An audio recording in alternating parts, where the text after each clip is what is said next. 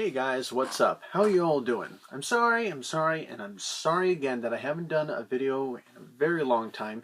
This video is not all about me, like how things went. No, how did things go, Josiah? I know it's not really about me, but if you really want to know, I've been traveling a lot. I've been getting a lot of new jobs. I've been meeting a lot of new people. I've hooked up with a lot of modeling agencies and acting agencies, and pretty much I'm even gotten a job cleaning buildings and such and such. It's a great honor. It's a real blessing. Oh, just like everyone else, I'm busy with a lot of certain things. By the way, I'm really thankful and I'm really excited that Ken Hovind is soon to be released from prison sometime maybe this February. I'm not sure.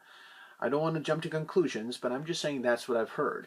I think it's a real relief that finally he gets to get out after all such an innocent man who has kept his constitutional rights and constitutional laws has been locked up for no other reason for the fact that, you know, Big Brother wants to shut him up, for the fact that evolution, it's a dangerous theory and it leads to all sorts of social ills and there's no evidence to back it up whatsoever and it has nothing to do with science whatsoever.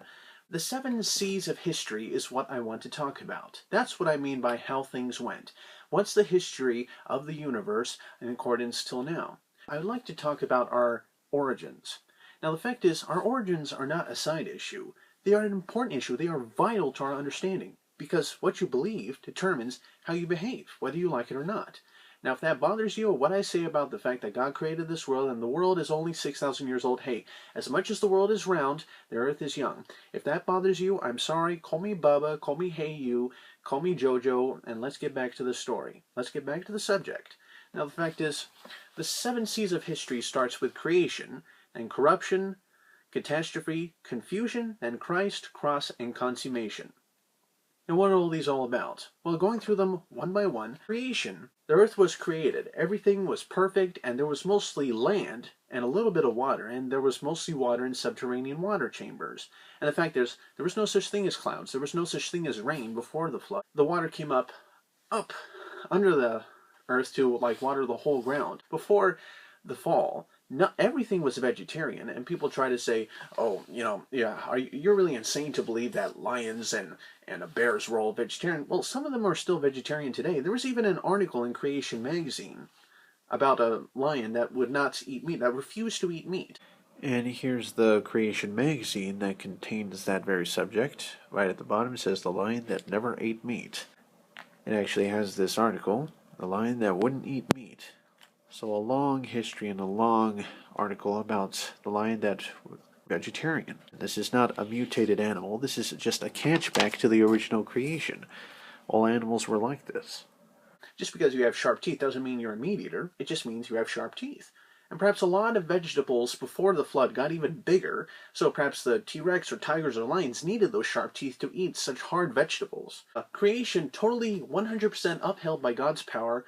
People would try to say, well, couldn't Adam have stepped on an ant or anything? No, that wasn't possible at all, because in a world that was completely held up totally by God's sustaining power, would not have had any destruction or any mistakes or any accidents whatsoever. I mean, think of Shadrach, Meshach, and Abednego that were thrown in the furnace because they refused to bow down to an idol, and they were alive in that hot, hot furnace that would have just boiled you alive or turned you to vapor instantaneously. Or when the Israelites were marching in the desert for 40 years, none of their sandals fell apart. It's the reason why a lot of Christians, as of now, have survived gunshots, or guns don't go off when they're being shot at in a lot of third world countries, or a lot of countries that we don't have any idea of what's going on. And animals and people got to live over 900 years. You could learn a lot in 900 years. Plus, who knows what kind of IQ Adam had. He came pre-programmed straight from the hand of God. He could walk, talk, name the animals, and get married all first day. Probably had an IQ of 4,000 or 5,000, I don't know, way out there someplace. Had a photographic memory. I do too, but I ran out of film years ago. But the reason why a lot of plants and animals and people got to live over 900 years is because there was a 7th layer, or canopy of water, ice, vapor, I don't know. Water comes in 3 flavors, that actually was able to shield the Earth's atmosphere and shield from a lot of UV light or harmful X-rays or gamma rays from the sun. They're very harmful on your corpse, and that's the reason why a lot of people would get wrinkly. And the fact is, concrete would help, block a lot of UV light as well. I've been living in this house for a long time, and various parts of it are actually made of concrete. And in a lot of ways, I'm actually 22 right now, but a lot of people still say I still look 17 or still look 20 or that kind of stuff. Maybe it's a compliment, maybe it's not that much of a compliment, but I like that sort of way. So there's a lot of scientific observations here and there to show that the pre-atmospheric, the pre-flood world was a lot different than what we see today. You know, what we see today is a junkyard compared to what Adam and Eve saw. What if the whole world had hyperbaric conditions before the flood came? Talking about the hyperbaric oxygen chamber where a person can go in and they close it and they triple atmospheric pressure and 3 times more oxygen, you know, and after someone gets out, you know, old man gets out of there and he feels like running around the world. Your hemoglobin gets oxygen saturated, which means you could run for hundreds of miles without getting tired. People would try to say, why do we dig up their cities? Well, if you lived in a world with perfect weather and you were healthy, you don't need a house, just go sleep on the grass. Perhaps didn't need cars, so they were able to run incredibly fast speeds, and like people got so tall and that a lot of amazing human skeletons found that are like 3 or 4 times the size of ordinary skeletons, and there's a lot of scientific observations and evidences that we are descended from giants, not primitives. Like, there's no evidence for that. All that evidence for supposed, you know, chimpanzee-like creature, ape-like creature to man is just based on a whole history of lies and fallacies and forced information and forged information and a lot of forged evidence. You know, none of it real, but it still remains in the textbooks. I just want to actually get to a lot of these scientific textbooks and public schools that still endorse them, try to say, hey, this textbook's not accurate, okay? It talks about the gill slits and the whale having a vestigial pelvis or us having a vestigial tailbone. None of that is true. All those things are needed. And the fact is, if we ever lost a tail, that would be the opposite of evolution. You know, a man lost it because he didn't need it. Have you ever thought how handy a tail would be? You ever come to the door with 2 sacks of groceries? I mean, you could open that thing right up and walk right in there. Lost it because we didn't need it. That's a lie, okay? At the creation, everything was perfect. Everything lived in harmony, and the fact is, God created Adam and Eve full grown, and the garden was full grown.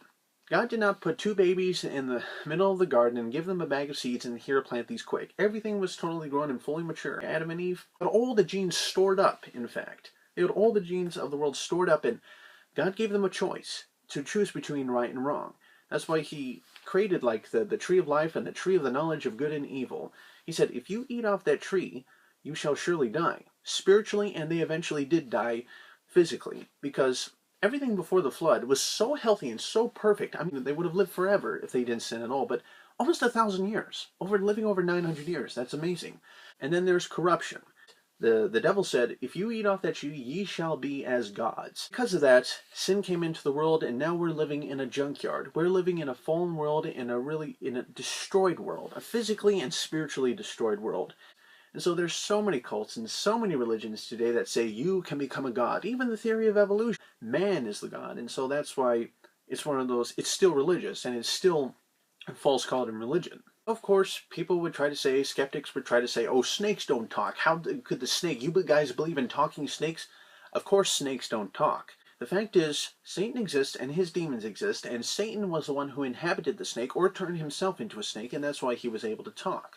It can be dangerous to always look for a natural explanation for clearly supernatural events. Of course snakes don't talk, and there's even archaeological evidence that snakes used to have legs. Just that moment when God said to the serpent, that's it, fella, you got to crawl on your belly for the rest of your life. I don't think all the legs just went poof and disappeared just like that. I think over time they gradually all disappeared. They gradually disappeared or like lost those legs or like over time and such because, hey, there's archaeological evidence for snakes with arms, and that's pretty impressive. Things are getting worse, not better. And that's not the way life gets along. And natural selection and survival of the fittest, you know, the strong trampling the weak, that's abusive to teach any child. The fact is, this world is groaning and travailing in pain, and it needs a savior for the fact that we need to survive, and we need to get better for certain things. You know, like we need life. We can't achieve it on our own. We need help from God and all those kind of things. I mean, it's all you hear about in the news and media and magazines nowadays. Go away, God. We don't want you, God. Get out of our schools, God. Get out of our books, God. Get out of our schools. Get out of our academia, God. Go away, God. Get out of our magazines, God. Get out of our newspapers, God. Get out of the news, God. We don't want you, God. Go away, God. Katrina hits. God, where are you? Where'd you go? Just think of the fallacy in a lot of people's thinking these days. They ask God to leave. God just simply gives up his hands and says, okay. But if this happens, if I leave, my sustaining power, you ask for it, that can be gone.